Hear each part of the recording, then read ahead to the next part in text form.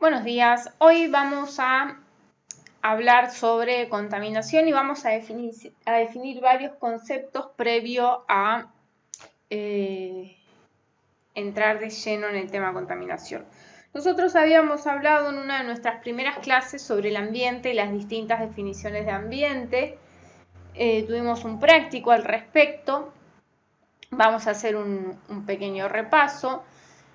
Les dejo acá una definición de lo que es ambiente que vemos en esta clase, pero lo que me interesa que quede claro es que cuando nosotros hablamos de ambiente, hablamos de ese sistema global que está compuesto por un sistema físico, biológico, social, económico y cultural en el que vive el hombre y otros organismos, ¿sí? La importancia de esto o de esta definición en realidad es que el hombre es parte de ese sistema complejo y múltiple que interactúa con sus distintas componentes, ¿sí? Y que obviamente ese sistema es dinámico y evolutivo, eso hay que tenerlo en cuenta. Ustedes habían hecho unas lindas observaciones al respecto en los prácticos, si mal no recuerdo. Básicamente, esta definición es relativamente nueva porque antes se utilizaba lo que era una mirada que ya quedó vieja o que es antigua con respecto a la definición de ambiente, que tenía en cuenta los elementos bióticos y abióticos y indicaba que el ambiente es el espacio donde se desarrolla la vida de estos seres vivos y que permite la interacción de estos elementos bióticos y abióticos. Pero era como que el hombre no terminaba de incluirse en esta definición.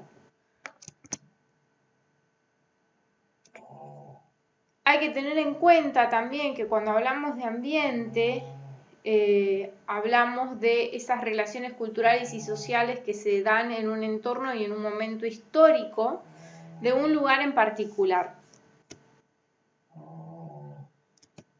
Vamos a entrar de lleno en lo que es contaminación. Lo que me interesa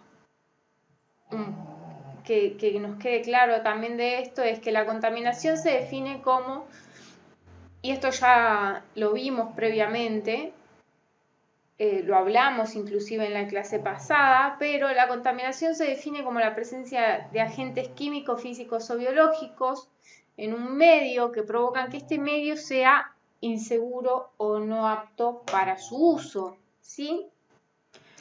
Entonces, vamos a ver una imagen donde me gustaría que la piensen, la procesen, paren el video acá y encuentren cuáles son los agentes contaminantes, cuáles son los medios y cuál es el uso que se estaría viendo modificado, que se estaría viendo perjudicado por esta contaminación.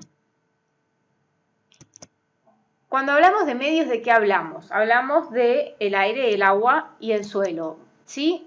El aire es una mezcla homogénea de gases que constituye la atmósfera terrestre y permanecen alrededor de la Tierra por acción de la fuerza de la gravedad. Básicamente, el aire tiene una composición definida que está dada en realidad la atmósfera tiene una composición definida que está dada por una presencia de nitrógeno del 78%, oxígeno en un casi 21%, hay un resto que está integrado por un 0,97%, del cual de ese 0,97% el 0,93% es argón y el 0,035% es dióxido de carbono. Queda un resto de ese porcentaje que estaría compuesto básicamente por neón, helio, hidrógeno y ozono, entre otros. La atmósfera tiene una estructura definida. Como les digo, yo les voy a dejar el texto escrito y el video para que lo paren cuando quieran, pero lo que me interesa que sepamos de esta estructura es que desde el nivel del suelo hasta los 120 kilómetros de altura, nos vamos a encontrar primero con la troposfera, que llega hasta los aproximadamente 11 kilómetros de altura, y la importancia de la troposfera es que, fíjense ustedes que básicamente es donde se producen todos los fenómenos climáticos que nosotros conocemos, ¿sí? Le sigue la estratosfera. La línea roja representa la temperatura de cada capa que forma parte de la atmósfera, ¿sí? Vayan viendo cómo varía la temperatura dentro de esa misma capa. Le sigue la estratosfera. La importancia de la estratosfera básicamente es que se encuentra la capa de ozono contenida aquí en aproximadamente los 22 kilómetros de altura. Le sigue la mesósfera, que la mesósfera es hasta donde llegarían los meteoritos que provienen del espacio exterior. Y le sigue la termósfera, que es donde se produce el fenómeno climático de la aurora boreal que se ve en el hemisferio norte. Perdón, no es un fenómeno climático, es un fenómeno físico. Les dejo una explicación un poco mayor de lo que es la estructura de la atmósfera para que lo lean. El medio que sigue sería el del agua. Esto ustedes probablemente lo vayan a ver con mucho mayor detalle en química, pero básicamente las propiedades del agua están dadas por su enlace intermolecular, que se denomina puente hidrógeno, que son estos dos hidrógenos que se unen a un oxígeno. Parte de las propiedades que tiene el agua y de las que me interesa destacar es, bueno, el punto de ebullición en condiciones normales de presión y temperatura es de 100 grados centígrados. La densidad del agua es de 1 gramo por centímetro cúbico, que es su mayor densidad se alcanza a los 4 grados centígrados, que es esta de 1 gramo por centímetro cúbico. Y el agua sólida, en realidad el hielo, es menos denso que el agua líquida y se expande cuando se congela, a diferencia de la mayoría de los otros sólidos y sus líquidos. Me interesa destacar también que el agua es un solvente excelente y puede disolver compuestos tales como el cloruro de sodio, que es la sal que todos conocemos, la sal de mesa, que son insolubles o solamente levemente solubles en otros líquidos. El agua tuvo y tiene una influencia importantísima para la aparición y la existencia de la vida a lo largo de la formación del planeta y de la aparición de los primeros seres vivos. Y esto se debe a que principalmente el agua se encuentra en forma líquida en un amplio rango de temperaturas. Fíjense que generalmente podemos encontrar 2 de los 3 estados juntos, salvo en los polos, por ejemplo. El agua líquida cambia de temperatura lentamente. Esto significa que es capaz de acumular gran cantidad de calor sin sufrir un cambio notable en su temperatura. Es por ello, piénsenlo, el por qué es tan alarmante que haya un cambio de temperatura en el agua del océano. Digo, la cantidad de calor que se tiene que acumular para que aumente 1 grado de temperatura el agua oceánica es preocupante, ¿no? Dado esta capacidad que tiene el agua de acumular energía en forma de calor. El agua líquida puede disolver gran cantidad de compuestos, es así que actúa como medio de transporte de nutrientes y producto de desechos de seres vivos. Esto ya lo hablamos, que el agua se expande cuando se congela. El agua es muy estable a altas temperaturas y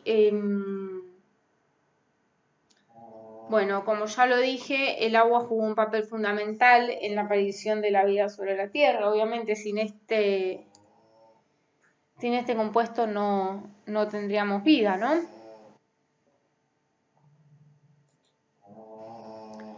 El ciclo del agua, como bien lo dice su nombre, es un ciclo, no tiene ni principio ni fin, pero para definirlo o para explicarlo, nosotros vamos a comenzar por el agua contenida en los océanos.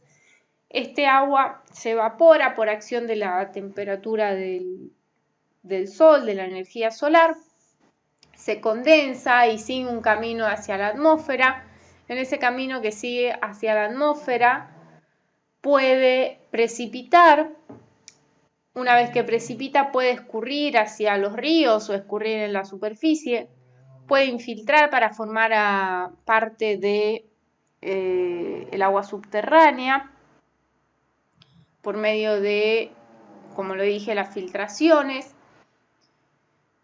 A su vez, este agua subterránea puede volver hacia la superficie en forma de manantial o escurrir hacia algún lago, por ejemplo, o hacia el océano, o en su defecto acumularse en los acuíferos, ¿sí? A su vez, también este agua que precipita puede pasar a formar parte de hielo o nieve de los glaciares. Otro proceso que se da en la superficie terrestre es el de evapotranspiración, que es la evaporación que sufren básicamente los seres vivos, y la sublimación, que es el paso del agua sólida a gaseosa sin pasar por el estado líquido. Vamos a situarnos un poco en la disponibilidad del agua como para que tomemos conciencia al respecto de lo que significa este medio. El agua total, del 100% del agua que hay en el planeta, 97,5% es agua salada, o sea, está contenida en los océanos. El 2,5% restante es agua dulce. De ese agua dulce, casi el 69% está contenida en los glaciares. Por eso la importancia de los glaciares como reservorio de agua. El 30% aproximadamente está en aguas subterráneas. Por eso también la importancia de mantener las aguas subterráneas sin contaminantes. Y un 0,8% están contenidas en el permafrost. El permafrost es ese suelo congelado que rodea generalmente los glaciares. Y el resto, un 0,4%, está formado por las aguas superficiales y atmosféricas, de las cuales, por ejemplo, los lagos tienen un 67%. Los ríos un 1,6%, la humedad del suelo un 12%, y etc. A lo largo de la historia de la humanidad, el uso del agua en el mundo, podríamos decir que casi se mantienen los usos mayoritarios, ¿no? La agricultura en el 1900 tenía un 87,5% del consumo total y en el año 2000 tiene un 68%. Sin embargo, es el mayor uso de agua que se da a nivel mundial. La industria en el 1900 tenía un 7,5% y en el 2000 tiene un 25%. Hubo un aumento, pero sigue siendo el segundo uso. Y el agua potable, a lo lejos, con un 5% en el 1900 y un 7% en el año 2000. ¿Sí? Fíjense que lo que nosotros consumimos básicamente es lo que se lleva la mayor cantidad de agua que utilizamos. Vamos a hablar un poco de las cuencas. ¿Qué es una cuenca? Y esto es un gráfico en planta de una cuenca. Cuando nosotros nos referimos a cuenca, hablamos de un territorio drenado por un único sistema de drenaje natural. Es decir, Toda el agua que cae en esa cuenca escurre directamente hacia algún sistema de drenaje natural principal que vendría a ser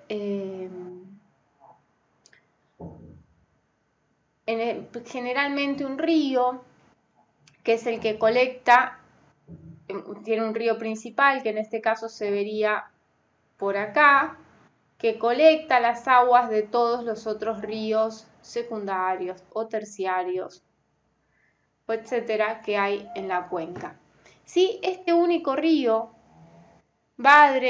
tiene un punto de salida que se llama este sector punto de salida o punto de fuga, que es único, y drena sus aguas hacia algún lago o mar o el océano, ¿sí?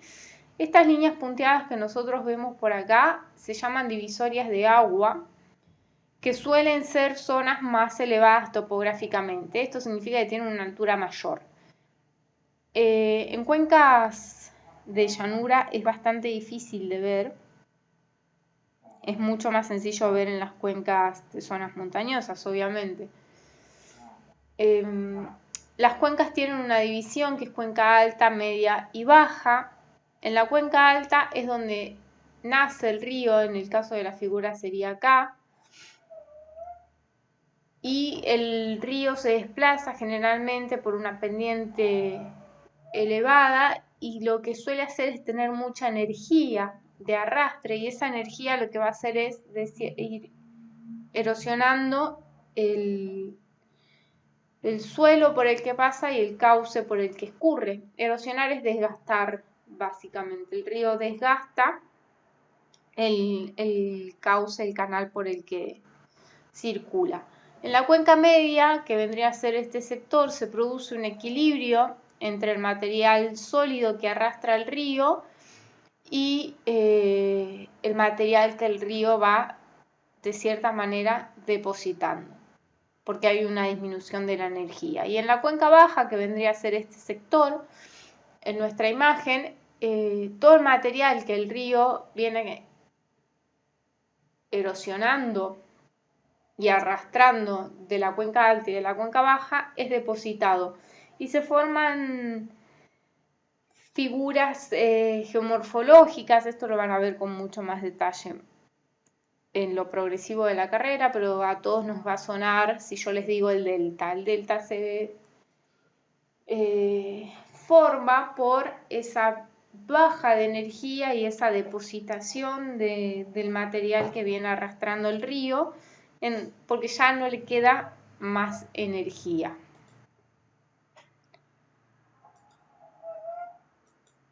Nosotros nos encontramos en la cuenca del río Reconquista, o al menos la mayoría de nosotros, si no somos todos los que vivimos por allí.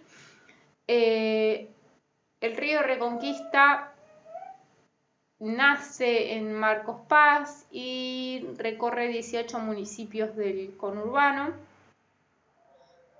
La importancia, esta cuenca se la conoce lamentablemente como la segunda cuenca más contaminada del país, y es porque en ella hay industrias de lo que se denomina tercera categoría, que son industrias que tienen cierto riesgo para el ambiente. Ese es un problema que se da en la cuenca del río Reconquista, y el segundo es el hacinamiento con falta de saneamiento, que es agua y cloacas, básicamente. No hay agua potable y la mayoría de la población tampoco tiene cloacas. La cuenca alta acá sería General Rodríguez, Marcos Paz, Moreno Merlo. La cuenca media, Ituzaingó, San Miguel, José C. Paz, Malvinas Argentinas, Hurlingham, 3 de febrero y Morón. Y la baja sería General San Martín, Tigre, San Fernando, San Isidro y Vicente López.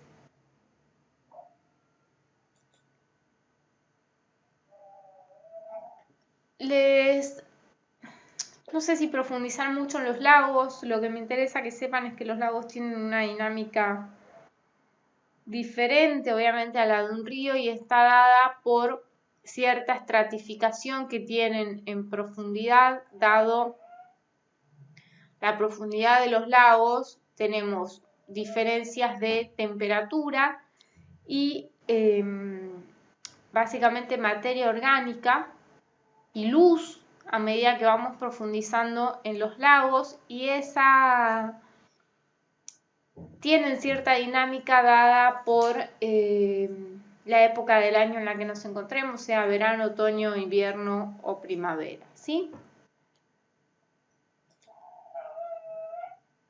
El agua subterránea vamos a sacarnos la idea de que son ríos que corren por abajo de la superficie, porque en nuestra realidad no es así. Tal vez en algunos lugares de Europa pueda ser, pero no es nuestro caso. El agua subterránea básicamente es agua que se aloja en las distintas capas de la subsuperficie terrestre. Esas capas tienen dos características. Una es cierta porosidad y permeabilidad. ¿Qué es la porosidad? La porosidad son los agujeritos que quedan entre los distintos minerales que componen el suelo y que son ocupados o por agua o por aire. Y la permeabilidad está dada por la conexión de esos agujeritos.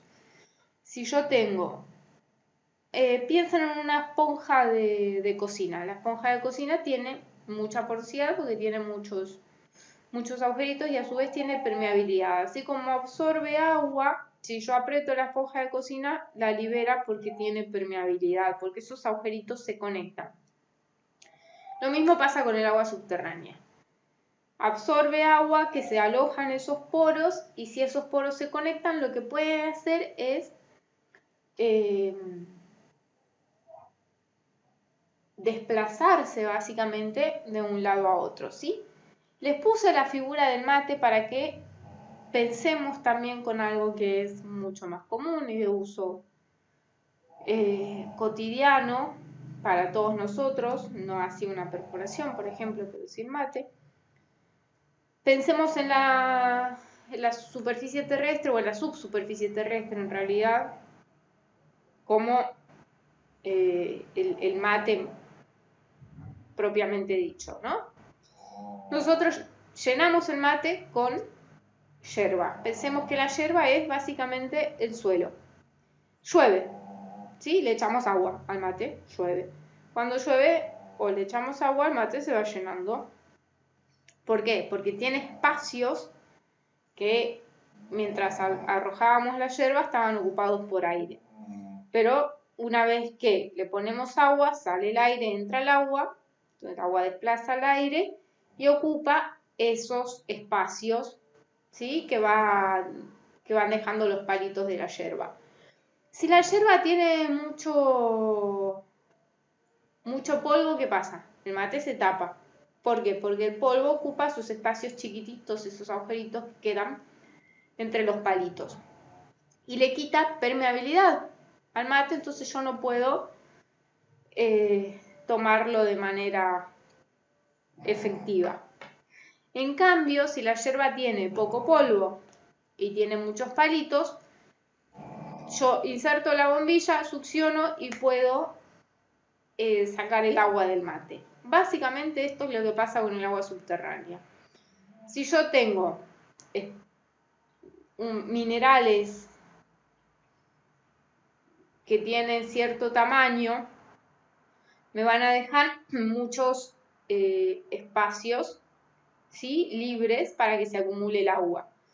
Y estos espacios se conectan, entonces yo lo que hago es perforar un pozo de agua que tiene un filtro como la bombilla en el fondo, pongo una bomba y puedo sacar el agua subterránea.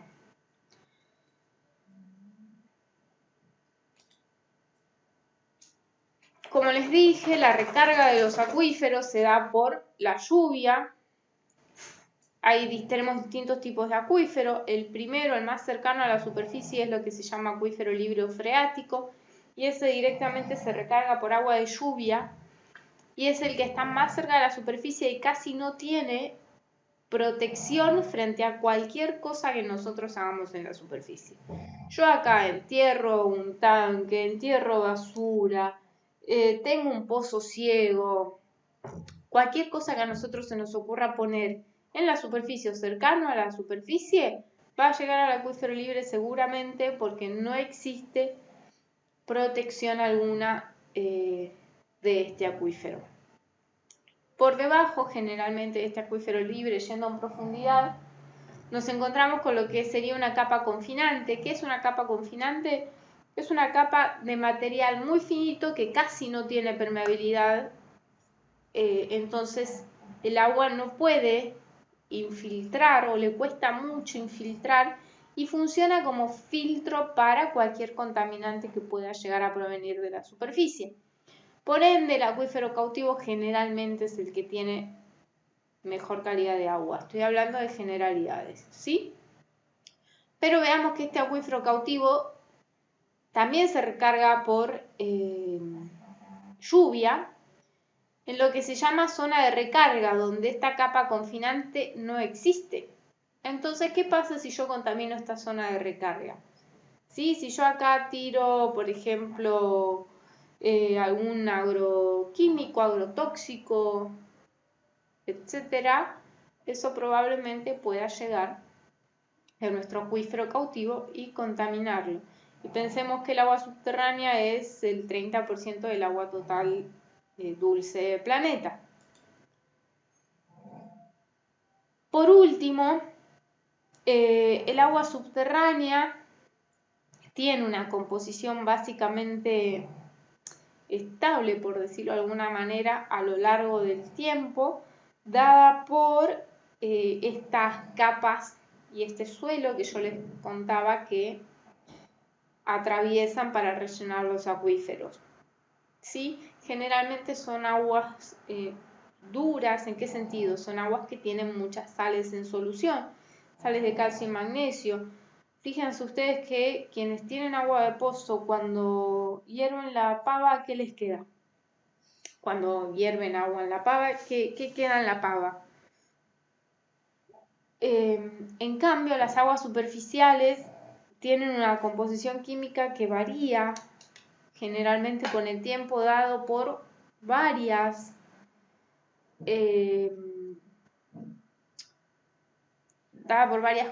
cosas que pueden, varias cosas que pueden suceder en el agua superficial, como ser, por ejemplo, la estacionalidad, algunos cultivos que se dan en un tiempo determinado,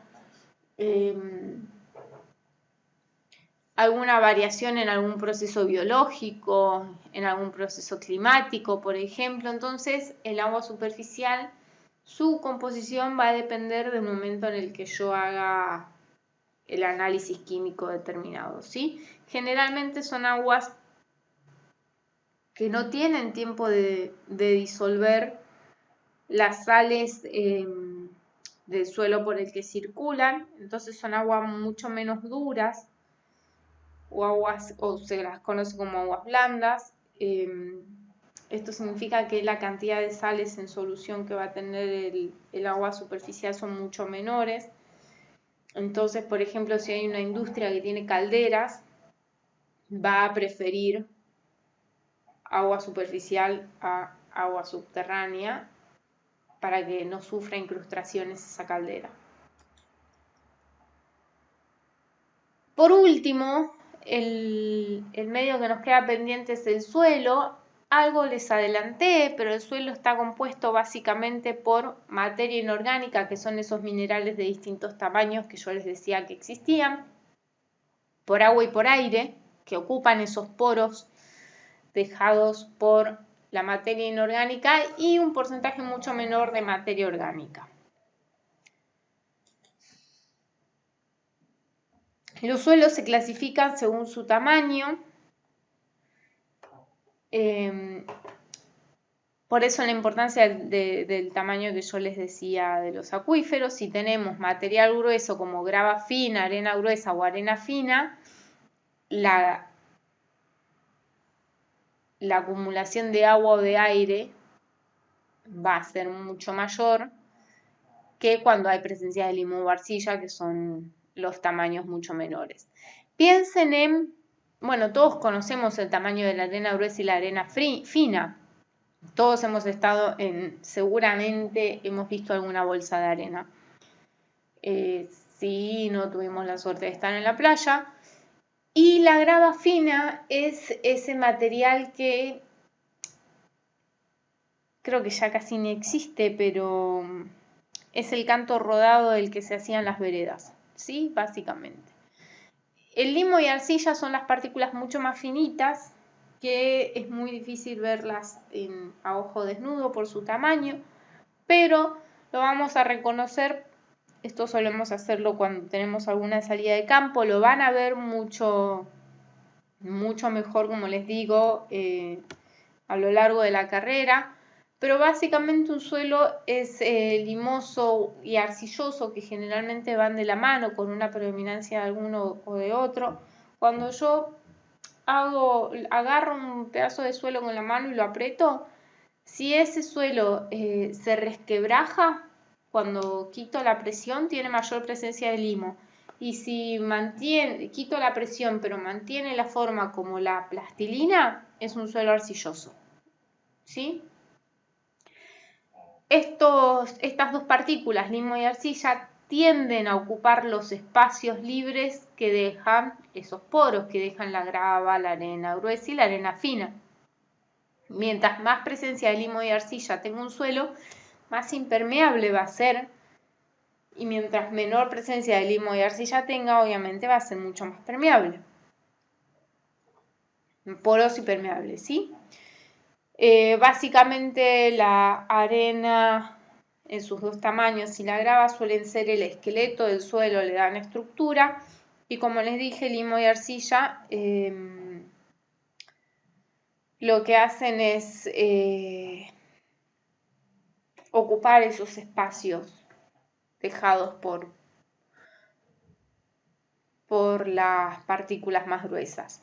Los suelos evolucionan a lo largo del tiempo, a pesar de ser inorgánicos, pero ¿cómo evoluciona un suelo? Evoluciona a partir de una roca, ¿sí? Una roca que contiene minerales en su composición.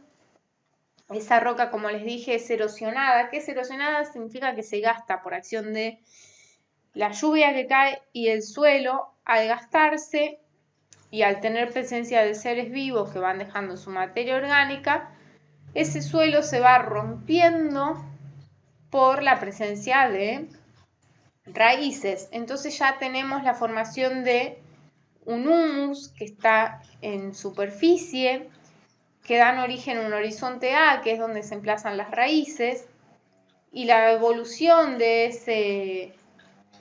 ese suelo sería el horizonte B, que proviene del lavado de ese horizonte A. ¿Qué significa?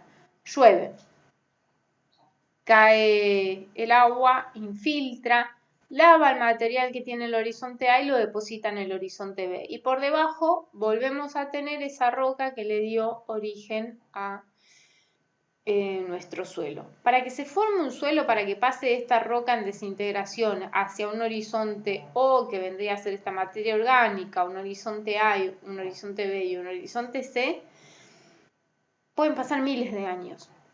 ¿Sí? Sin embargo, la destrucción de este suelo se da en minutos. Acá tenemos una explicación un poco más gráfica de los horizontes.